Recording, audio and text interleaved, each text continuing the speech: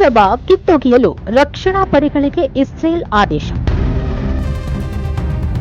Iran ಸರ್ವೋಚ್ಚ ನಾಯಕ ಆಯತುಲ್ಲಾ Ali Khamenei ಅವರ ಹತ್ಯೆ ನಂತರ ಅವರ ಪುತ್ರ ಮೊಜತಬಾ ಖಮೇನಿ ಅವರನ್ನ ಇರಾನ್ನ ಸರ್ವೋಚ್ಚ ನಾಯಕರನ್ನಾಗಿ ಆಯ್ಕೆ ಮಾಡಲಾಗಿದೆ.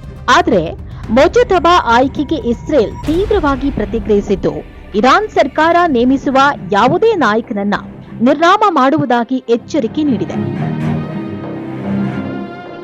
Islamic Revolutionary Guard Corps IRGC ಒತ್ತಡಕ್ಕೆ ಮಣಿದ ಇರಾನ್ನ 88 ಸದಸ್ಯರ ತಜ್ಞರ ಸಭೆ ಮೊಜತಬಾ ಖಮೇನಿ ಅವರನ್ನ ದೇಶದ ಹೊಸ ಸರ್ವೋಚ್ಚ ನಾಯಕರನ್ನಾಗಿ ಆಯ್ಕೆ ಮಾಡಿದೆ.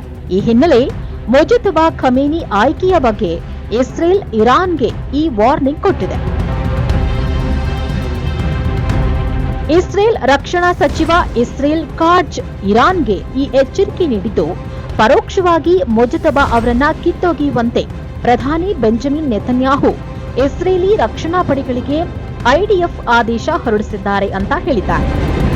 ರೋರ್ ಆಫ್ ದಿ ಲಯನ್ ಕಾರ್ಯಾಚರಣೆಯ ಭಾಗವಾಗಿ ಈ ಕಾರ್ಯಾಚರಣೆ ಕೈಗೊಳ್ಳಲು ಎಲ್ಲಾ ರೀತಿಯಲ್ಲೂ ಸಿದ್ಧತೆ ಮತ್ತು ಕ್ರಮ ಕೈಗೊಳ್ಳಲು ಐಡಿಎಫ್ಗೆ ಸೂಚನೆ ನೀಡಲಾಗಿದೆ ಅಂತ ಹೇಳಿದ್ದಾರೆ.